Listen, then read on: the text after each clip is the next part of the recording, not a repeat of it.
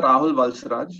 I'm a senior resident academic from the Department of Endocrinology in NRS Medical College, Kolkata, and I welcome you all to the National Nutrition Week 2020 Symposium, which is organized by the Diabetic Association of India, West Bengal, in collaboration with the Department of Endocrinology, NRS Medical College, Kolkata. The National Nutrition Week is an initiative started by the Food and Nutrition Board under the Ministry of Women and Child Development of the Government of India. It was started in 1982 and it is celebrated in the first week of September annually. It was started to spread awareness and to encourage people as a society to understand the importance of nutrition and adopt a healthy and sustainable lifestyle. This year's theme is Eat Right, Bite by Bite. And in sync with this theme, we have this afternoon 5 interesting topics lined up for you, which is being deliberated by young, prominent, and dynamic faculty from around the country, working closely with the field of nutrition and dietetics. Before we move ahead, I would just like to thank Torrent Pharmaceuticals for supporting us in our academic endeavors. First, may I invite Professor Salil Paul sir, the President of Diabetic Association of India, West Bengal, to say a few words. Thank you, Rahul. Good afternoon, distinguished guests, ladies and gentlemen. It gives me immense pleasure to be in this virtual platform on this occasion of National Nutrition Week Symposium. National Nutrition Week is observed every year in the first week of September to aware people about the importance of nutrition. Different nutrients are important for the development of body. Basically, there are two broad categories of nutrients: macronutrients, which is required for the development of body and energy, and micronutrients, which are very much needed for most of the formation of enzymes, hormones, and other metabolic derangements and conditions. Malnutrition in all forms is responsible for an intolerable burden not only on the nutritional health of the subject but also on the entire cultural, social, and economic fabric of the nation as a whole. Preventing malnutrition is greatest challenge in a developing country like ours. So eating the food with good nutritive value, intake of grains, intake of fibers, and as well as adequate intake of protein, less intake of fat is important in the management of malnutrition. We have very good nutrition programs for children and young adults in rural Bengal, that is midday school meal. But still we are, and which is running for decades in our country. But still malnutrition is a very great problem in our country.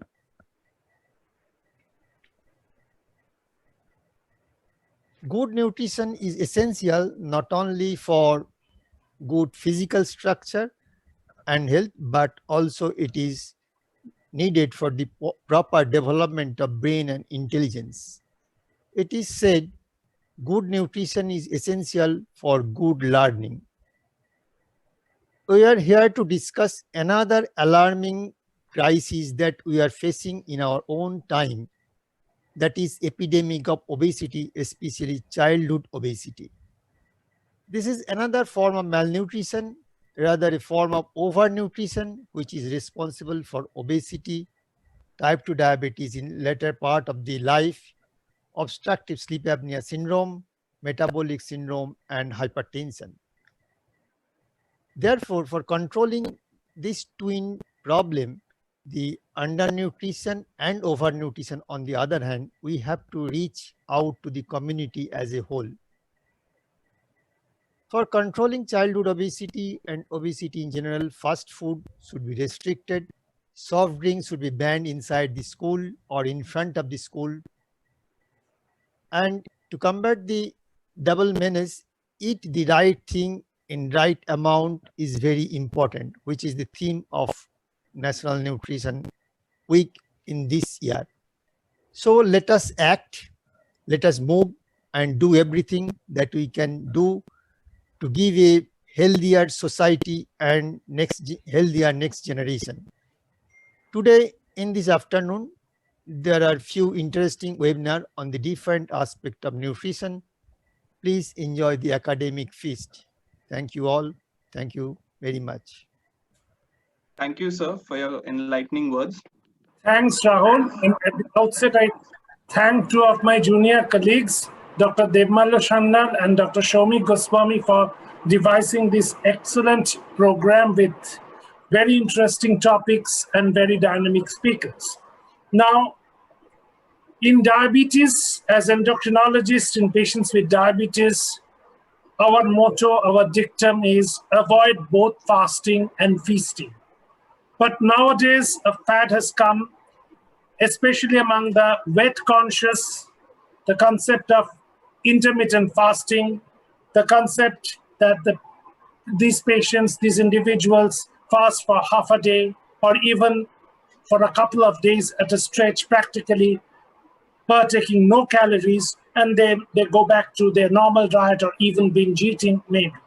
So what's the scientific basis of this intermittent fasting? How safe it is in patients without comorbidities, just for weight loss, just for maintaining weight, and in patients with comorbidities like diabetes, cardiovascular disease, renal disease, and so on. We have a very young, energetic, and dynamic speaker to take us through, Dr. Mohan T. Shenoy from Trivandrum. He is the Assistant Professor, Department of Endocrinology, Sri Gakulam Medical College, Thiruvananthapuram. He did his DM in endocrinology from Amrita Institute of Medical Sciences. Over to Dr. Shenoy for your take on intermittent fasting. Good evening, everybody. Is my volume clear? Yeah. You're audible. Yeah. So I will just slide the slides. So 1 second. Yeah. So you can see me, slides. You can see the slides, no? Yeah. Yes, sir. So first of all, thank you to the organizers. Thank you, Nilanjan sir, Dr. Devmalla sir, and everyone in this team for having invited me as a faculty. And I would be trying my best to deal with this topic regarding intermittent fasting, the effects on health and disease. So the contents of the discussion, I would stick to my time limit. The focus would be on the historical aspects, focusing on the physiological basis of this, why this is actually now fashionable, and what is the types of regimen involved in this basis, and what is the rationale and advantages and merits, demerits, and the conclusion part and my take on this.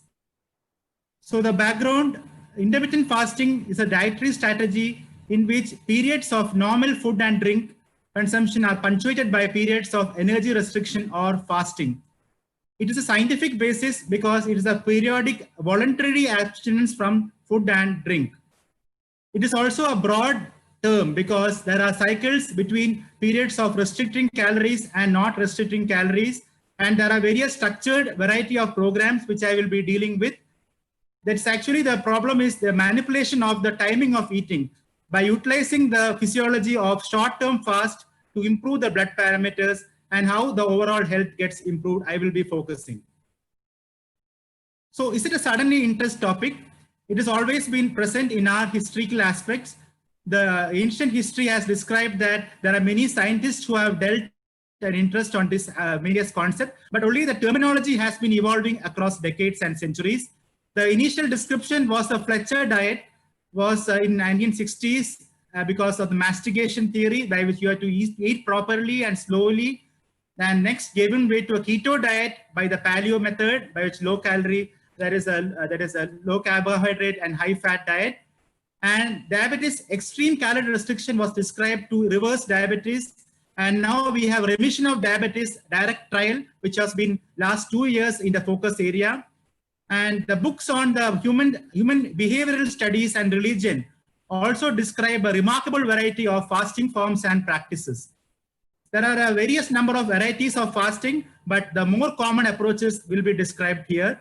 And there is no disclaimer to this because I am only dealing with scientific topics. So what about the history of dietary practice?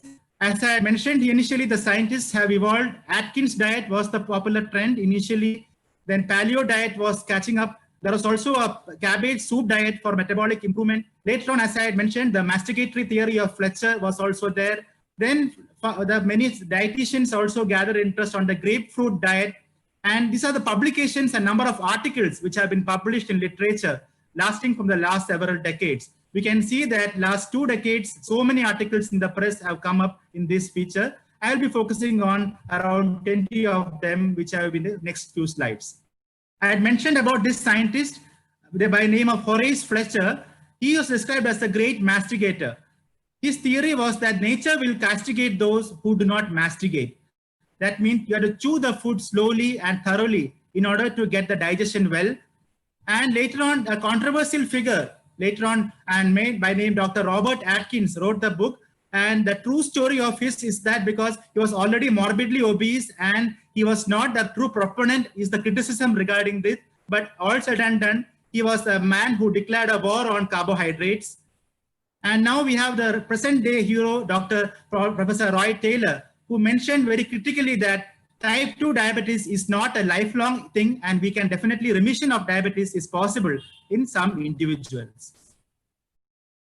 So the main article published here is metabolic effects of intermittent fasting, describes the various methods in this table. The complete pattern is the alternate day fasting, which means days of eating are alternated with the days of fasting. And we can see that modified fasting regimens are also there. The popular among them is the 5:2 diet. That means 2 consecutive, non-consecutive days of the week, you are restricting the energy very severely. And other diets, other days, you are allowing them to eat ad libitum, that is liberally. The next, the one which I would rather see a lot of interest nowadays is the time-restricted feeding, which can be 16:8, that is 16 hours of fasting and 8 hours of feeding. It is extended fasting intervals. And we can see that there are many indirect studies and also direct studies. And as I had mentioned, religious fasting, that means the religious spiritual purposes, there are many tendencies, notably the Ramadan fasting, wherein 1 month of fasting, there is also a feasting there, but definitely there is also a care which has been mentioned in this literature. Historically, all these regimens are focusing on reduction of number of hours available for eating, ultimately to reduce the energy intake and risk of obesity.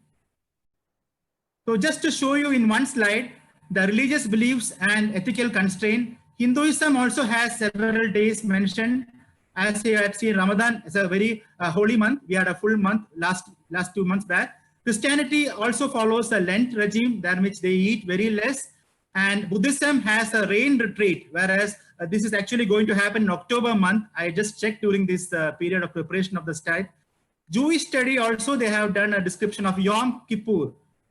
And notably, a lot of patients of Jain do a lot of fasting. There are many descriptions just to show you that the Chauvihar, Ayambil, Sol Batu, and Mas Kamam. There are many regimens which are described in religious beliefs also.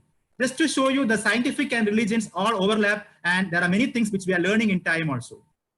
So as I had shown you, it is not a past thing. It is a renewed interest only. A lot of popular publications have come up. And I had mentioned about the direct study. The weight loss achieved by low carbohydrate diet also showed that it can remission of diabetes is possible at 24 months period. So the landmark publication regarding the effects of intermittent fasting on health, aging, and disease was done about 6 months back in NEJM, wherein this beautiful picture, you can see that intermittent fasting is a method in which the cell cycle mechanisms of various organs have been altered. The interplay between the muscle, heart, brain is also dependent on the gut microbiota and the adipocytes. Ultimately, the seat of metabolism, the liver, decides the way in which digestion is proceeding. We can see that the cell autophagy is the one major mechanism by which the mTOR pathway is decreased. We improve the performance, and resistance to stress is also improved. There are various growth signals which has also been managed. We can see that neurogenesis is also improved. Cognition is also one area in which synaptic plasticity also helps. So I will be focusing on the health and disease. Aging also is a different area of interest in these studies. A basic mechanism of intermittent fasting is that energy restriction of up to 10 to 14 hours depletes the liver glycogen stores, and hydrolysis of triglycerides to free fatty acids occurs in the adipocytes. The free fatty acids released to circulation gets transported to the hepatocytes, releasing the ketone bodies. We know that ketone bodies can be used by the brain for the metabolism. The free fatty acids also activate the PPAR gamma alpha and the transcription factors to help in the metabolism of the cells. Gluconeogenesis can happen up to 40 hours or beyond. That means prolonged fasting may also be tolerated. As we have seen many stages in history, there are sufficient glucose levels for the glucose dependent processes. So this is the biochemical pathway and the physiological pathway put in a nutshell, by which the post-absorptive phase and the starvation phase gets prolonged. So this is another study which was published in the same month of the NEGM publication, because this details mentions about the gut microbiota interaction with the personalized nutrition. Dynamic changes occur in the food restriction pattern. The normal gut microbiota is actually negatively related by the multiple stress factors of the environment and the host genetic things. And we can see that just like you have a dry season, wet season, and we have got circadian rhythms like day and night, we also have the gut microbiota, various patterns. That is, the bacterioids are predominantly seen in the urban type of food, and the rural type of food, which is the more fiber content, has got less of these things, and we have got a good bacteria like bifidobacterias being prolonged in this thing. Intermittent fasting may directly influence the gut microbiota, because we know that the gastric emptying and blood flow has also got a circadian pattern, and which we can see in the next few studies. The gut microbiota have a crucial role because energy harvesting is the one, because lean people and obese individuals have got different patterns in which the gut microbiota adapt to their situation. The studies are also done on time restricted feeding in mice models, in which the food is available only during the nocturnal period, can also demonstrate that diet-induced obesity can be the major factor in the obese pathway. A gut barrier of the brain was also studied by the Salk Institute, which was generated enhanced study because of the gut epithelial integrity. And we can see that extended fasting period of gut rest can benefit the inflammation pathway by reducing the systemic inflammation that is part of the obese individuals. Of what pathophysiology mechanisms I have told you, the circadian clock rhythms, the hormonal pattern, the modifiable risk factors like diet, activity, and the sleep, and the silent player of gut microbiome. Finally, we can see the good thing, that is metabolic regulation pathway and the dysbiosis occurring in the long run. So the new scientific belief is that chrononutrition or time to feeding can be one of the things which can be utilized in the human biological behavior patterns. You can see here that the left side, I am showing you the wake or feeding pattern, by which the major organ is the liver. We can see the fat stores being lipogenesis and the muscle glycolytic pathway being proceeding. We can see various diseases also being described, like the highest possibility of death is during the night time. We can see the melatonin secretion also overlaps with the menopausal hot flushes. We can see the highest coordination is towards the evening time, and highest testosterone secretion is in the daytime. So there are many hormones which are a crucial element in this chrononutrition pattern, and the sleep is the one critical element or fasting pattern which restores the energy of the cells. So diabetes remission, I briefly told you, the very low calorie diet, the twin hypothesis was emphasized, that is the liver cycle and the pancreas cycle. These cycles are important because these cause metabolic inhibition of the insulin secretion, because initial period of diabetes, we have got hyperglycemia and increased basal insulin secretion. By restricting the carbohydrate content and giving positive caloric balance, we can help in the remission of diabetes. This is the integrated pathophysiology among this. So I have told you about the major physiology in this. Let me take you through the intermittent fasting, how it is good or bad for your health. So a review article published just 5 years back regarding health effects of intermittent fasting in American Journal of Clinical Nutrition has dealt with this, whether it is a harm or a homeostasis or adaptive change. The methods being described classically by nutritionist researchers and favorable for many people or office goers is the 16:8 method. This is the mechanism which they do. That is, there is a willfully, they are actually consciously, they are restricting their feeding time. That is, the first meal is taken as late as possible by around noon, and the last meal is taken as early as 8 p.m. So we can mean that the fasting is happening 16 hours in a day in a consecutive manner, and the metabolic activity is best as seen. We can see the last in the 6 p.m. or beyond, we can see that the metabolic activity of hormones is also improved in this pattern. Alternate day fasting regimen means that every alternate day, the person has willfully and consciously to skip the meal or reduce the calories to less than 500 kilocalories, and the remaining days, the person can eat consciously. And this is a repetitive process, but requires a lot of motivation and may be difficult to follow. But this is the one which has also been used in many studies for human studies. The other population is the modification of this is the 5:2 diet. That means I had told you 2 non-consecutive days have been selected in a week. For women, they give a calorie restriction of up to 500 kilocalories. For men, is 600 kilocalories. The modified fasting regimens allow the consumption of 20-25% of the general energy needs on the scheduled fasting days. The studies on human long-term calorie restriction can be challenging. The first long-term study was published also. It is called the calories trial. This was done because we can see that 12% reduction of caloric intake for up to 2 years of study had reduced the risk of age-related diseases like diabetes, heart disease, and stroke.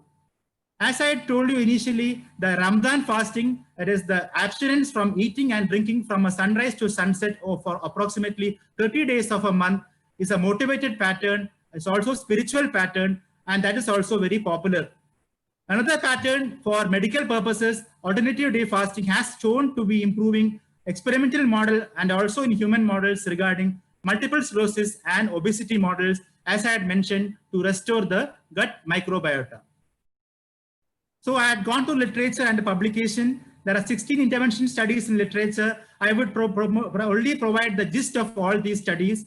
This is one table which can summarize you the 3 main patterns which I'm using: alternate day fasting, the time restricted feeding pattern, or the periodic day pattern. So all the strategies have different mechanisms, but finally the results can be similar and the strategies can differ dramatically though. So the continuous energy restriction is the one which is popular in obesity and the weight loss clinics. It requires the individuals to decrease the energy intake by 30%, and this is the most common approach to weight loss. It requires immense amount of motivation. In comparison to that, the intermittent restriction of calories may be effective, as seen by a study published by Matson et al. It can provide the same similar patterns as intensive exercises, because the heart rate variability and reduction of heart rate, as in athletes, we can see the beneficial effects on the blood pressure, and the human behavior can also be there on the long term. Harris et al. Is another study, meta-analysis, studied on the intermittent restriction patterns and alternate day pattern. The study included the 3 to 12 months pattern, and there was no treatment control panel in this. But we can see that in the meta-analysis, there was a clear proof that there was a weight loss of up to 4.14 kg, and the p-value was significant.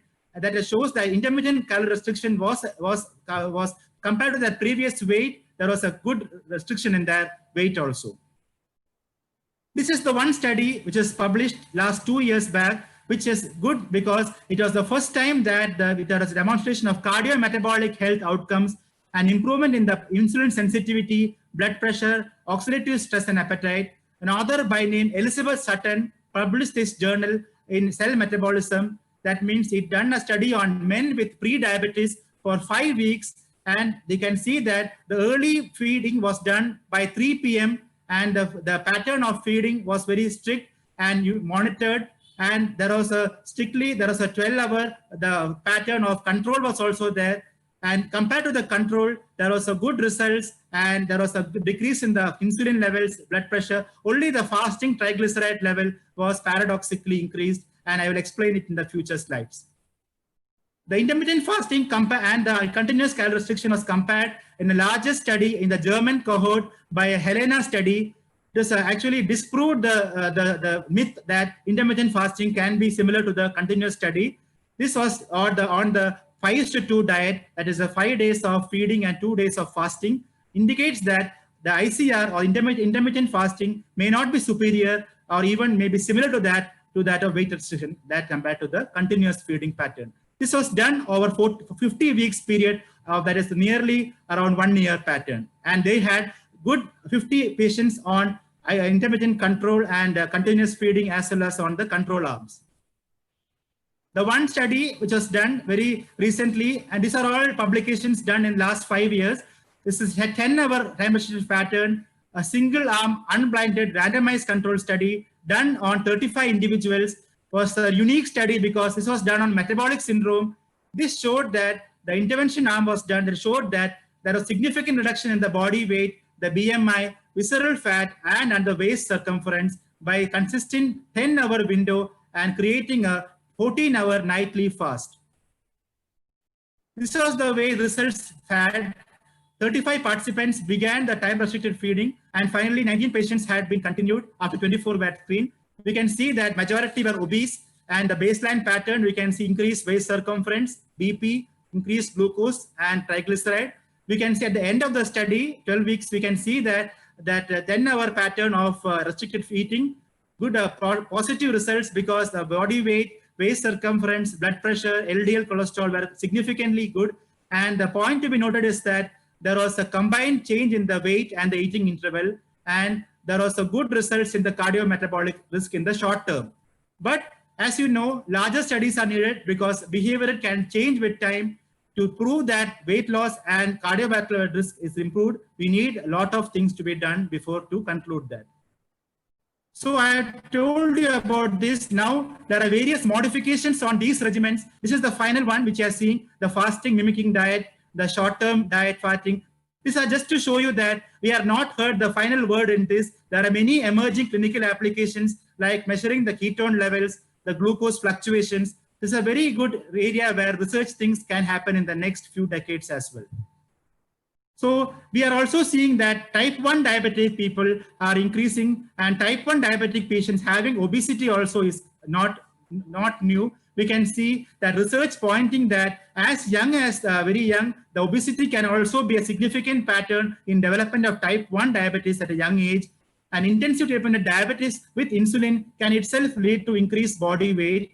So then study was done in Australia on adult patients with diabetes and type 1 with obesity on 12-week pilot study and done on follow-up of 1 year, which we have seen that a good 5:2 protocol, that is 5 days of feeding and 2 days of non-consecutive day fasting had been done after taking sure that they had been reasonably adjusted.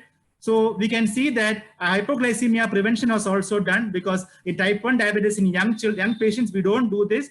And the population was screened and the age group was 49 years on average. Duration was 24 years plus in the intermittent fasting group, and comparison was, this is only the initial phase, there is 5 patients in each arm. It is an ongoing study, and we can see that a 1 year period in this 5 patients of done on follow-up is very promising because there was a good reduction on the major metabolic parameters. But however, we can see the insulin dose and many things was improved, but we can see that the weight loss was the most important factor, which is a major thing, because weight loss was one which was very much attained in the intermittent fasting compared to the continuous energy restriction. This is a small population number, but I had shown you because this is a growing research area. I just seen a paper recently published in October 2020. It is a just released publication saying that reversal of severe triglyceridemia was seen with low-calorie carbohydrate diet combined with intermittent fasting.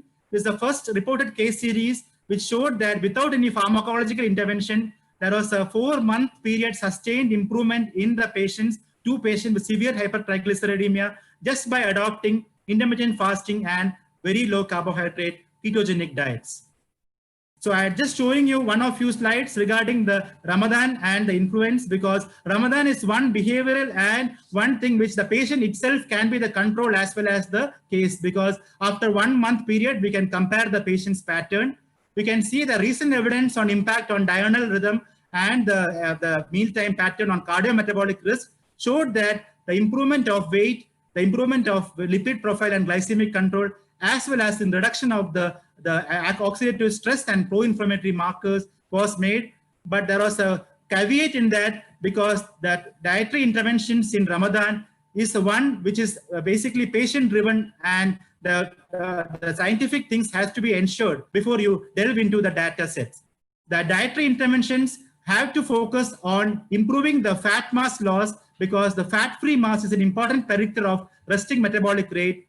The genetic influence is because of the clock gene, because there was a pattern demonstrated in the clock gene in the Ramadan compared to the non-fasting month of Shaban.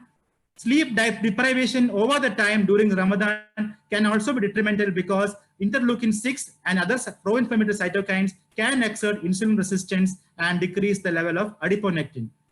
So to maximize the benefits of intermittent fasting, it is highly recommended to control the present date sleep disturbance and unnecessary caloric intake in the feasting of Ramadan in the non-fasting period also. So pragmatic advice, Dr. Kalra and team published an article in the IJEM. I am showing you this because it is a very interesting publication focusing on the diabetic patients and the pattern in which diabetic patients can adopt this during the Navaratras. And we can see there is a very good literature which can be done for our Indian patients, following similarly to that published in Jain population also in Ramadan in the same publication series. I had just briefly mentioned regarding cognition and aging. There was delayed aging seen in animal models. There was also improved in brain-derived neurotropic factor, reduced incidence of epilepsy, Alzheimer's disease, and improvement in the stroke outcomes. But these are all needing long-term results. But a short-term, there was a good motor performance, and the ketone shift can also help in the white matter preservation. So the studies on effectiveness of intermittent fasting on the longevity was a big thing, because since 1946, there are many animal models repeatedly showing that there was increase in longevity, but there is only anecdotal claims. A good study on this was done on the breast cancer patients, on diabetic patients, on the biomarkers in cardiovascular disease among young overweight people, women. You can see that these patients had a good results, and the aging also was theoretically reduced. We can see this is the one which can show you that the gut microbiota may be important in the retinopathy of diabetic patients, because there are significant expansion of bacteria firmicutes throughout the blood-brain barrier. So my friends, I am just showing you one slide which summarizes the gross physiology and the cellular physiology. There are many things which we still don't know, but the main thing is that the sirtuin upregulation and the increased FOXO activation may be the ones which survival of cells and reduction of the adipose tissue in the long run. So muscle loss, theoretically autophagy can lead to muscle loss, but my studies shows that obese patients on high fat, less diet had definitely preserved muscle on alternate day fasting, as seen on the sarcopenic study on the DEXA scan. Activation of AMPK on the muscle cells can in turn activate the sirtuin-1, and intermittent fasting and exercise done together can stimulate mitochondrial biogenesis in the muscle, as evidenced in the publication in Obesity Journal 2018. So my friends, we are having so many diets in our practice. This is one which I had just seen last 1 month back. The #1 diet among the various dietitians and the physicians on a survey in the US was the Mediterranean diet, followed closely by the DASH diet, flexitarian diet. The intermittent fasting diet is catching up, and I'm sure that we will be seeing more among this. And now we are also having the Indian tendency, which was diet like Dixit diet, because Dixit diet was a controversial diet, but I will also deal with this. This is a trending diet, and this is actually published in the Clinical International Journal of Trials, and this has a 6 months follow-up of a public health pattern. I will give you the both sides of this. The meal was done at 10:30 to 11:50 a.m. as the main meal, and the second meal was at the period of 7:30 to 8:20 p.m. And advice, it's a campaign, it's a public health campaign. There was no monitoring in a strict pattern as in a clinical trial. The patients were asked to identify the hungry periods and to get their, they can eat any food item. So there was no problem in diabetes or not. And there are many things which are very controversial in that. But the good thing was that there was a global, there was a lot of public health awareness was created in this thing. And finally, there was a lot of positive result, and a lot of people created a fancy that he was messiah for the obese and diabetic. The criticism on scientific pattern is that self-monitored community trial, lot of bias is there. There is no control group, only anecdotal evidence is there. Intermittent fasting was not the correct scientifically followed. There was a yo-yo phenomenon of weight cycling, and there was no measurement of lean body mass. And it's a really not a very thing which you can recommend to everybody in the first visit itself. So myth also was told that in that Dixit diet that food intake should be done within 55 minutes to help in the second, to avoid the second phase of insulin release. This is wrong because the insulin ring is released hyperparabolic, and we can see that the larger the meals, there is a larger insulin release. And also the study published recently is in glycemic index and glycemic load are strongly associated with the risk of diabetes, independent of the body fat and the body weight. So the challenges, I had shown you a lot of discussion. There are many patterns also. There is a lot of studies yet to be published. We can see that there are many protocols in our clinics. We can choose, and I think that time restricted feeding may be the one because it is the one which is having consistent morning glucose levels, and it can be combined with ketogenic diet also. And there is a support group which is a very good because other things need a lot of physician handling and lot of motivation as well. And we are seeing a clinical research, and it's the largest clinical intervention going to be published, and it's recruiting, it's University of Bristol, it is doing muscle biopsy and adipose tissue biopsy, and this is having all the various patterns like daily calorie restriction, intermittent calorie. This is the one which I am really interested because it is having a population study, and the numbers can be in very high numbers, and this is a population controlled and a clinical trial registered with the university. So friends, and we are seeing that fasting protocols are not being evaluated in children, elderly, underweight individuals, and those receiving insulin or insulin-like drugs. And there is a lot of problem because patients in this COVID era, we are not able to monitor them properly or seeing them regularly. The proper intake of non-caloric fluids is important to ensure hydration. Finally, the circadian pattern of endocrine and gastrointestinal system need to be kept in mind also. So benefits, I will just focus here. The brain, cardiovascular, adipose tissue, muscle, lot of things have been improved, but we are not sure that in the long run, it can be beneficial, but only we can say that there is a stress resistance, mitochondrial biogenesis, and muscle mass, which can be improved in the short term itself. Practicalities, this is a publication showing that there are many criticism regarding there is no weight loss in many patients, and every patient may not behave similarly. Diabetes medications like sulfonylureas and SGLT2 need to be kept in mind. Hypoglycemia due to insulin also may be a problem. In type 1 patients, going to ketoacidosis is a practical and a very important concern. And what is stopping us is the finally sustainability, and the lower mood and perceived work performance may be the hindrance because extreme hunger on the fasting days can be a distraction to the patients on the work days. So the gut microbiota may be the ones which may be personalizing the nutrition prediction and the host response. So the personalized diet design may be the one which we have to focus in our clinic-based practice. So waiting for the best intermittent fasting regimen worth the wait. Currently, we are not sure which is the right regimen, but the lower cost healthcare, we can definitely, fasting doesn't cost you much. So it can be good for the system, but definitely motivating the patient on the correct thing is important on research basis. And concluding, intermittent fasting is not a new concept. There is definitely a mechanistic promise. Only small data sets are there. Sustainability is the one which we need to study in large term, and cognition and serious outcomes are the interesting aspects of this in the short term itself. So I am concluding, everybody has to find an individualized, personalized diet pattern, just like we are doing that travel pattern based on the fuel efficiency, knowledge, and we are seeing that we are reducing the time constraint by using webinars also to reduce the time constraints.